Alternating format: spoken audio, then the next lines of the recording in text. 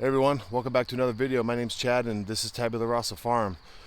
We're going to do a walk around, show you all the gardens and everything, how everything's growing. Today's August 2nd. It's getting towards the end of the summer. I know it's been a while since we've done a video. Before we get this video started, I'll talk about what's been taking us so long to make a video and things like that, but we got to talk about the elephant in the room over here, or in our case, our new young rooster, Mr. Charles over here. You're probably going to hear him quite a bit through this video. He likes to crow when anybody's out here, anything's going on. He comes out and he makes a bunch of noise. So we'll see if he'll crow here in a second. I've posted some videos about him learning how to crow, and he's definitely gotten his voice together. Mr. Charles. And you can see how all the new young chickens are doing. They're not really babies anymore. They're all starting to get pink combs and faces and everything. And we're expecting eggs any day from the barred rocks. And then the leghorns, I think, should be a laying age next week. So, yeah, of course he's not going to crow now because we got the camera over here. But we'll walk around. You'll definitely hear him. And Jake down here too. But let's get to the video. All right, as I said earlier, it's been probably 2 months since we posted a video, and we've been busy. The main reason why we haven't really been posting a video is, number one, I did a summer semester in school. I had 2 classes. They were pretty intensive. I had homework and things to do almost every single day, so I didn't have time to come out and shoot videos. Number 2, I have been fighting a pinched nerve in the back of my neck, affecting my right side, my right arm and everything, and I'm definitely on the mend from that. Been going to some physical therapy, and it's just about worked out, so that's a good thing. And number 3, there's just been a lot of work to do around here, so any chance I get outside to do work to improve the gardens, weeding and things like that, I try to take advantage of that, and I don't always come out and film it, so I apologize for that, but sometimes you just got to do what you got to do. So we're gonna do a little walk around here. All right, so here's an overview of the arches where all of our stuff is growing, and amaranth and things.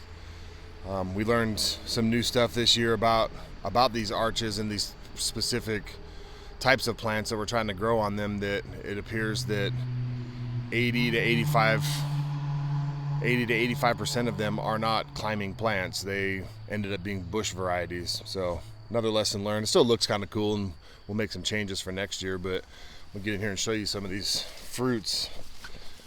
There's delicata squash. There's probably three or four of them in here. They're coming along really well. This row here is a late planting of honey nut squash. You can see there's one right there coming on, and these are acorn squash. This side is doing okay. There's a few squashes in there.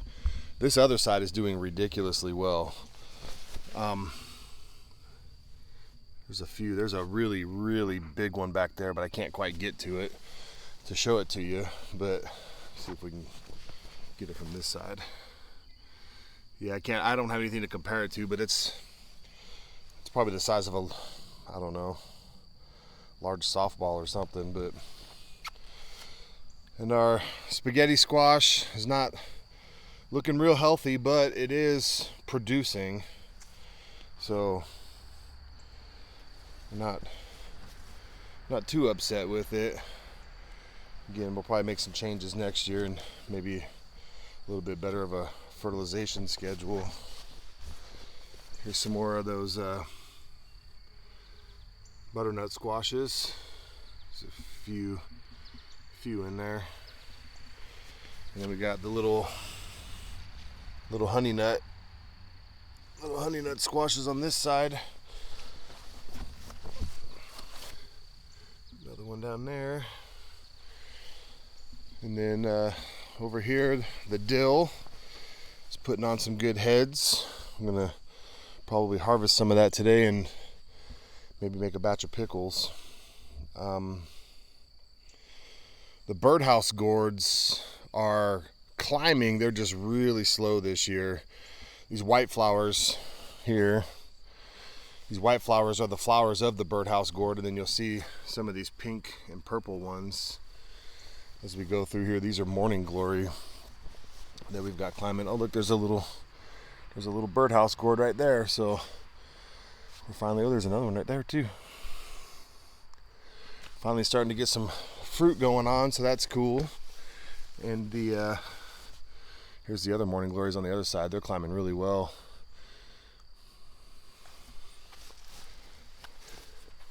And then the other dill plant. And then here's that amaranth that we talked about before. That's like an alternative grain.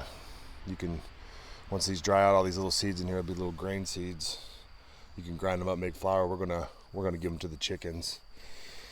But yeah, everything on the arches is doing as well as it can. It's been in the 90s here for about the last week, so everything's been growing well, but still having a hard time. So I'm going to explain this.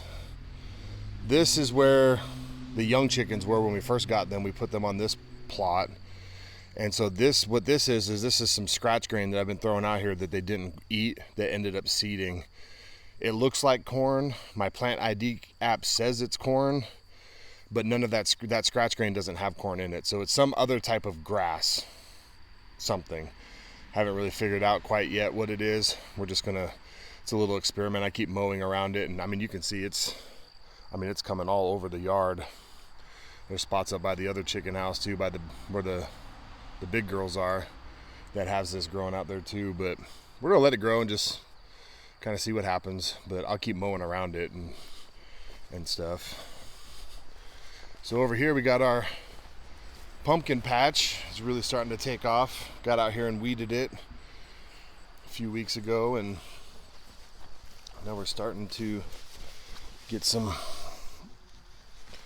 pretty good sized pumpkins going on here. One there, there's a green one back there. We're going to I think we're going to grow these over weed paper next year. Do a little barrier just to keep the weeds down. We've noticed that as we weed these beds, the plants just really come to life and really start producing. Show you a good example of that when we get out to the corn patch. There's some more of that weird grass from that scratch grain, and you can see, like, this is where the chicken tractor was sitting. There's another spot where it was sitting at one point. But yeah, this is just scratch grain that has reseeded itself. Now these are the cucamelons, and they are really taking off, and they are producing a lot of fruit, and they're pretty tasty. Matter of fact, we're going to get in here and taste one, and I can tell you what I think about it. So this is a cucamelon. This is a full-grown cucamelon. They're very small. They're also known as a Mexican sour gherkin. And you just pop them in your mouth. They're really crunchy. Got a good thick skin on them. Tastes just like a cucumber with a little bit of acidity, like a citrus. Like there's a little bit of almost a lemon flavor. Very refreshing. Whenever we come out and do work out here, we always stop by the little cucamelons, grab a couple. Sometimes the little blooms are still on them. We knock those off. Really good. I'm gonna flip the camera back around and kind of go up and down the vine. I'll show you how many are on here. So there's one, there's another one, there's another one, and it's like that, this entire plant on both sides. And the vines have grown all the way up to where they're almost meeting in the middle. I really enjoy these. Oh, there's a big cucamelon right there.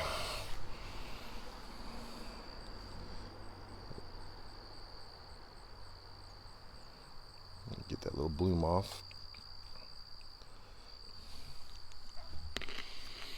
All right, moving on. Here is the garden in all of its beauty.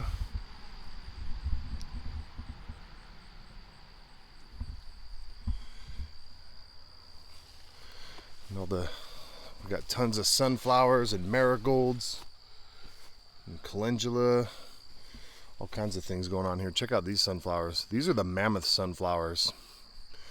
We're gonna go. I'll show you those a little bit better when we get inside the garden, because I'm gonna try to do a height comparison photo or a clip in the video or something. These things are probably 12 feet tall. Just to give you an idea, my fence, the top of the fence right here where the white part is on the post, this is a 5-foot fence. So they're at least 10 or 11 feet, probably closer to 12. Good morning, Mr. Charles. And tomatoes, cucumbers. We're gonna get in here and walk around. This is some experimental stuff we were doing here on the border of the garden here. We planted sunflowers and corn along the edge of this entire border here. You can see the line, just to maybe extend our corn harvest. I don't know, something to do with that area that we don't really know what to do with. But here's all of our pepper plants. All of these over here, and these are fish peppers, and we got, so here's the fish peppers. This thing is putting on a ton, and these are really, really hot peppers. I've never had them before. This is the first year we've ever grown those.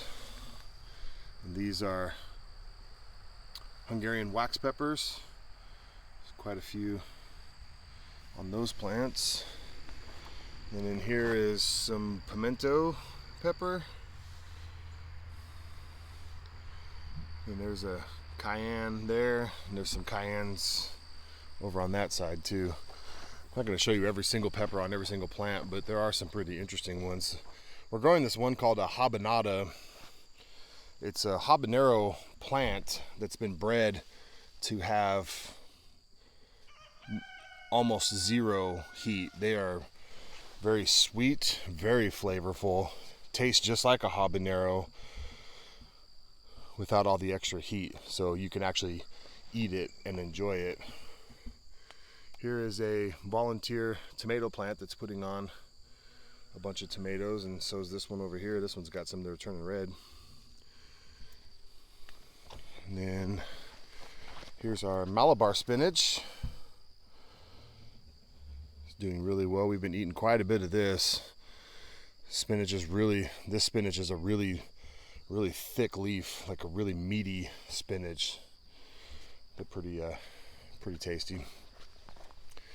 Here's another round of some squashes. These are yellow crookneck, I believe, and then we've got some other ones here that aren't maturing quite yet, but these ones in the front here are going to be round. They're round zucchinis. They're like little baseball zucchinis.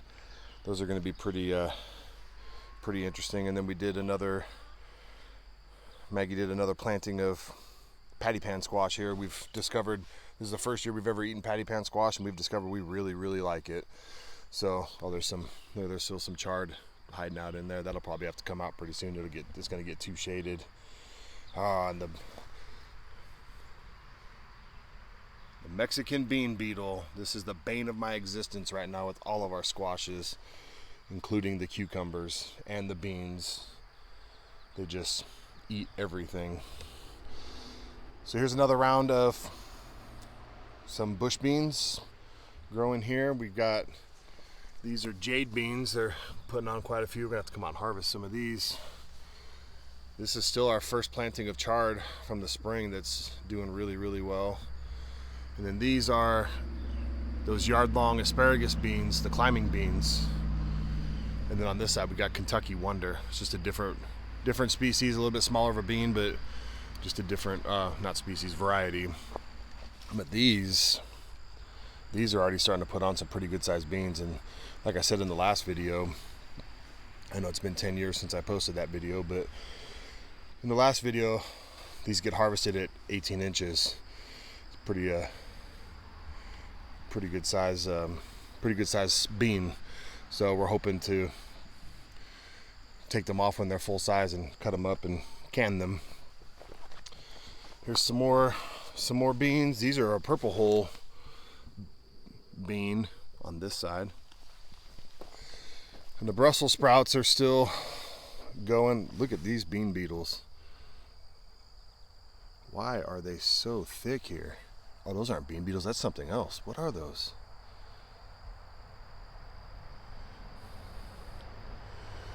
Ooh, I'm gonna have to take a picture of those with my ID app because there's quite a few of them. Wow, that's crazy. Anyway, I don't want to get too sidetracked, but so we cropped out the rest of the brassicas that were here, and we're going to put squash in this section, and then that's just our Brussels sprouts that are still, they're starting to produce Brussels sprouts now, so we're just going to probably let them go and see kind of what happens. It's our first time ever growing Brussels sprouts. But here we're going to put in some more zucchini, yellow squash, and then this is the patch that our zucchini and yellow squash was in. It did very well. It got super overrun with the plants, and we had to pull them all out because they ended up getting diseased. But the reason why we're going to move them from here to here is this is a much wetter area in our garden, and I think up here it's going to be drier, and it's probably going to help the plants because these ones here are on the same level of wetness in the soil as this other plot over here, and those plants are doing really well. So it's going to be a little shift. I wish I would have gotten some more pictures of the squash when they were in here because it got crazy. And that we had that one volunteer squash that was starting out over here, and it grew all the way over here and was coming out into the walkway over here. It was really long, but it never did produce any fruit. So here's some, I think it's called oak leaf lettuce. Got a random romaine in there, some more spinach. It's a little bit of bib lettuce over there on its way out with a whole round of new romaine planted over there. Some more lettuce on this side. And our 2 strawberry plants that have survived are really doing well, and they're starting to put out runners. So we're going to kind of just let this little box fill in here, and that's going to be our little strawberry bed. Now in the winter time, in this corner over here, we're going to open this part of the fence and let the chickens come in here and forage and clean up this whole area, except for this is going to be all of our winter stuff in here, brassicas and lettuces and things that so we're going to fence off just this quarter of the garden, and they can have the rest of it. But that's kind of the plan. All right, just as promised, got a little video clip here, me standing in front of these sunflowers. I'm 6'3", so that gives you an idea of how tall these sunflowers are and how big the heads are. I'm standing directly underneath this one. Give you an idea of the size of these things. They're pretty spectacular plants. Pretty excited about them. Let's go check out the tomatoes. All right, we got a couple straggler tomatoes over here that were just some extras that we kind of just shoved in a spot. They got overtaken by weeds, and I just weeded it out about a week ago. So those plants are doing really well and starting to put on tomatoes. But here's our row of slicing tomatoes. And then this is our row of cherry tomatoes over here. I'm just going to kind of walk down the rows and kind of show you all the tomatoes that are coming on them.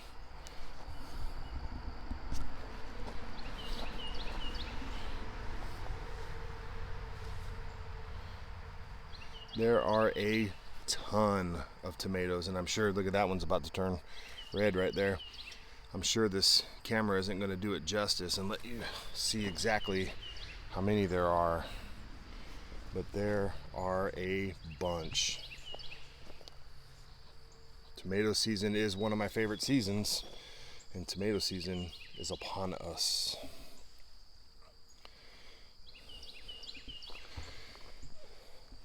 Here's kind of a random, I mean, it goes along with the tomatoes, but check these out. See that? Those are San Marzano tomatoes. Those tomatoes we're going to be making tomato sauce and tomato powder with.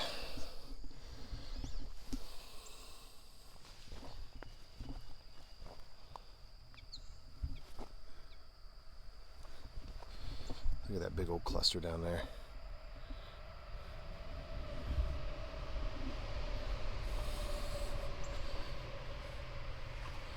There are tons of them, and I just can't. I'm having a hard time waiting for these. So here's our cherry tomatoes. A lot of these are sun gold. There's one, this plant here is a volunteer cherry tomato. Have no idea what it is, but it's definitely producing tomatoes, and they're pretty sweet tasting. But we've got, I mean, a ton of tomatoes on here.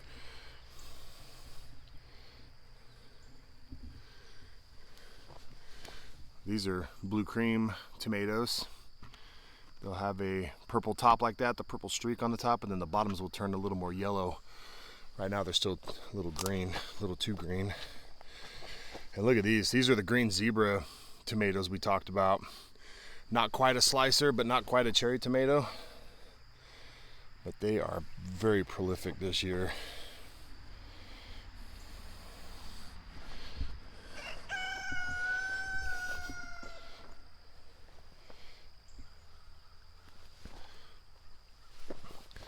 We're growing our tomatoes about 18 inches apart on both sides of this cattle panel trellis, so we have a ton of plants packed in here. Hey, these are supposed to be those world's smallest cherry tomatoes, and I can tell you they're definitely not the world's smallest, but they are very prolific too.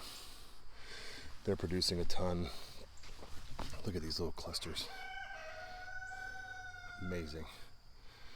Oh, got to tie that one up. A little runaway there. All right, now to this side. These are our cucumbers. Got a pretty good handful of varieties in here that we're growing. We've got Kirby's. We've got Cool Customers. We've got this one called a Lemon OG. It's a yellow round cucumber. Then there's a melon. There's a melon on the other side over there. We got some of these starts from a lady here locally, and we just traded her some eggs for them. And she was that was where all the Kirby's were coming from, and one of the cups had some other type of melon seeded in it. So we have some random melon growing over here on the end, which have no idea what it is. It seems to be doing well, but I'll kind of get in here and show you some of these. Oh yeah, we're gonna do a harvest of these today too, and I'm probably gonna have to make some pickles, but because some of them are just getting ridiculous. And these cucumbers are huge, and there's a bunch of them, like little baseball bats. Look at these. It's my hand. So these are the Kirby's here, the darker colored ones. And then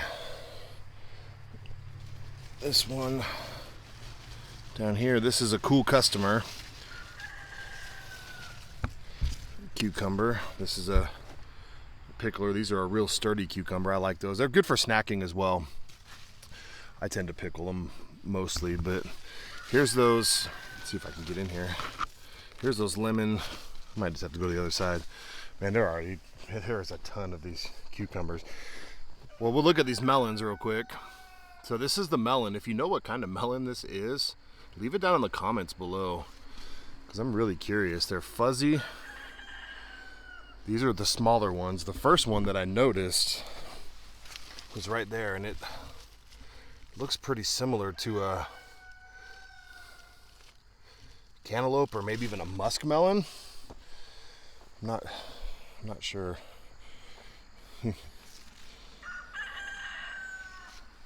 Good morning, Jacob. Jake had to come get his talk in now. Oh, there's a bunch of those. I'll try to adjust this a little bit. A bunch of those lemon round cucumbers right there. That's a ripe one right there. They're just yellow. They got little spikes on them, but they won't hurt you or anything. But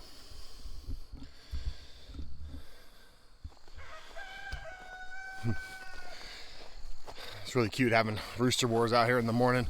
Charles starts crowing at like 5 o'clock sometimes. Gets a little carried away. That's why they're up here now instead of down here, because right at the end of the house on this side is our bedroom window, and he was out here crowing at like 5 o'clock in the morning, and I ain't about that life, so we moved him up there. We can still keep an eye on him up there closer to on the other side of the house. We can still look at them through the kitchen window, but eventually we're going to put them out here near the other girls. So around the outside here, we harvested all of our onions. I'm not going to say it was a great harvest because the onions were really small, but it was a harvest and we did have a win. We produced onions. We've eaten the onions. I've put those onions in the pickles. We are using them. I mean, that's a win to me. But we've replaced a lot of the onions with more sunflowers because I am just a fan. Like, look over here. The whole line of sunflowers along the back of the garden over here. And they are just something to look at. They are so beautiful. But one thing I want to show you is these mammoth. Look at the size of these stalks. I mean, they're like little trees. I think I'm gonna have to, when we harvest these, when we take these out of the garden, I think I'm gonna have to run those through the wood chipper to get them to break up a little bit. We'll take the heads off. We're gonna try something with the heads that I saw how you can, Maggie found a video on, I think it was on Instagram or something, that you can cook the heads and like steam it, and then you can grill it. I think it was grilling it, and then you can put a bunch of toppings on it and stuff, but it's supposed to taste just like a Mexican street corn, like an elotes. It's supposed to taste like that. Never tried it before. Totally interested in that because I like elotes, so if I can do it with beautiful sunflowers, I'm in. So we're gonna go out, look at the corn, the watermelons, and the sweet potatoes. But first, we gotta stop by and see the ladies. Had a few unfortunate events happen over the last few weeks, 8 weeks or so since I posted a video. We've lost 2 more of these older hens now. So we are at a total loss of 4. And all 4 of those hens came from the same, I still got some cucumber stuck in my cheek. But all 4 of those, yes, Jacob, all 4 of those hens came from the same backyard breeder that we got in the fall last year when we did the upgrade and integrated the new hens. But 4 of them have died since then. The first one was pretty quick after we got them. It was only within a couple weeks. I think she had worms. The second one was Raja. Yeah, the second one was Raja, one of the Australorps, and we'd done kind of a story on her and talked about her, and she ended up just going downhill really quick. And so, man, my glasses are fogging up. It's really humid out here today, but I'll just take those off. Yeah, so these aren't bags under my eyes. These are where my glasses just kind of sit. I don't wear them all the time, but so Raja ended up dying out here, and then probably 3 weeks ago, we had little Kimmy, which was one of the, she was like this one right here. She was a buff, well, you probably can't see, but there's a buff Orpington right there. She was one of those. So we had 3 of those originally. Now we only have 1 because Kimmy got water belly. And what water belly is it's a genetic disease that causes heart failure. And then so when the heart starts to fail, the liver releases fluid into the abdomen and it ends up killing them.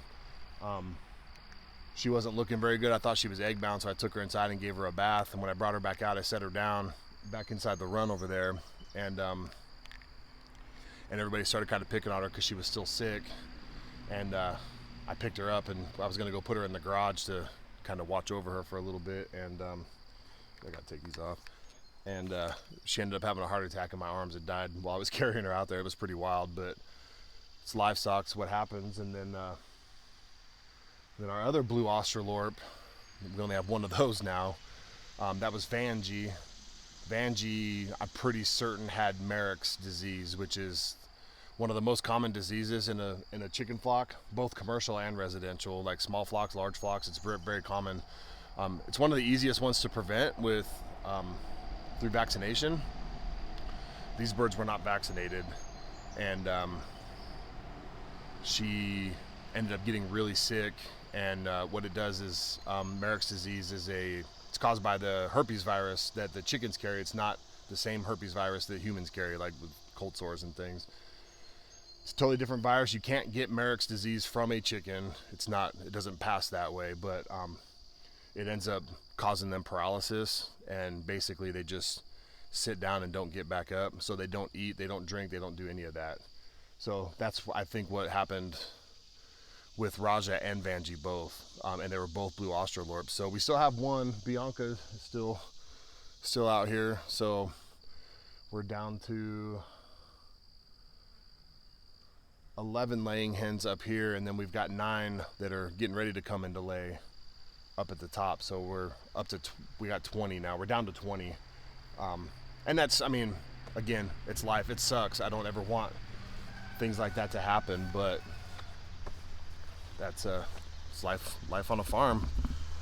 But anyway, more on fun stuff. This is a tomatillo plant that just decided to come up out of the compost bin that we built over here.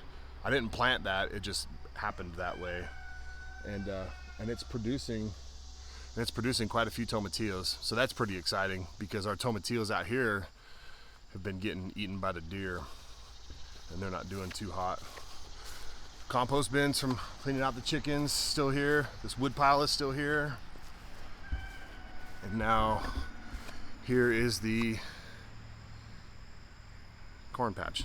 So the crabgrass has completely taken over this patch, and it's really hard to dig out. I got this new garden tool that it's called a cobra head. It goes down and it'll get the weed from the root, because these are notorious for the roots breaking off. But got a couple ground cherries, one here, one there. The only 2 of the 4 that survived. And then there's a few tomatillo plants in here. Then we got a small row of okra. And then back here is our horribly looking sweet potato patch. The sweet potatoes all got lost by the crabgrass. It's completely swallowed up some of them, so they're pretty much done producing. I think we're gonna try and come up here and weed this out and make it look like this side that we've already weeded out.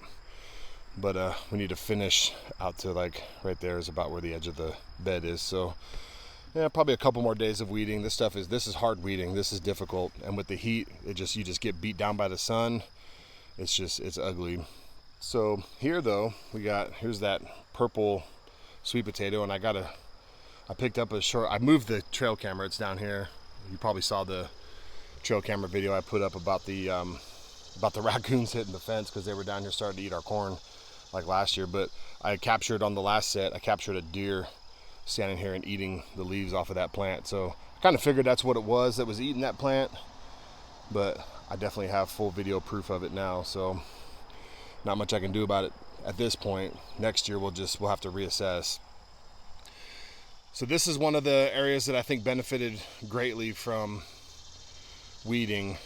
This is our watermelon patch, and there weren't any watermelons in here when we started weeding it out, but now it's starting to produce a lot of fruit.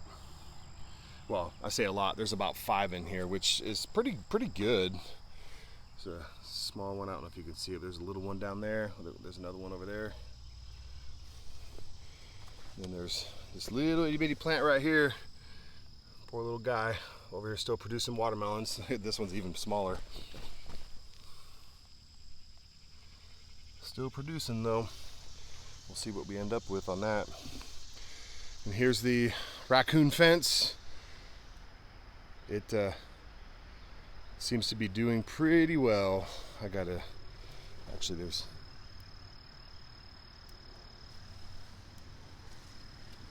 something's grounding the fence a little bit there, but I don't know what that is. But the fence is doing well. It's protecting the corn. We got some. Look at that one way up there, a big old country gentleman up there. That one's probably 10 or 11 feet high. So I think we're probably going to be eating corn before long. You can see some of the stalks. Here's some of the ones that the raccoons have gotten. There's one down there. Man, I'm not even certain. I think something else has been in here. I need to reposition the camera because this is the view I get from the camera, is just this right here. And I want to get all of this because I think something else has been in here. It appears. I'm not sure, but that's the corn and watermelon patch. All right, I'm back over here in front of the garden. The sun's starting to come out, so it's getting bright and warm out here. But back over here by the front of the garden again, and I want to show you another really cool thing that we'd added since last time we did a video. Got a mailbox out here, and the mailman doesn't deliver mail here. Maybe that'd be a cool spot for if they could like deliver seeds or something in here. But what this is we come out and we walk in the garden at least every other day, if not every day, depending on the weather. If it's raining, I'm not going to come out here and walk around. It's just kind of pointless. But sometimes you'll see things that need to be worked on, and some tomatoes that need to be tied up, and cucumbers and things, stuff that needs to be trimmed. So what this is this is a toolbox. We've got some shears in here, a couple trowels. We've got this Velcro tape.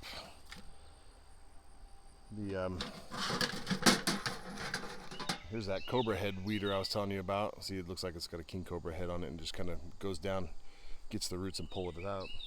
But we put all these things out here, smaller weeding tools and things like that, just for quick weeding projects and stuff that need to be done, or trimming, or if we just see stuff that we just have to harvest, and we've got shears right out here. So that it works out well. But I'm gonna go and harvest the rest of these cucumbers. We'll put y'all on a time lapse you can watch, and we'll close this out.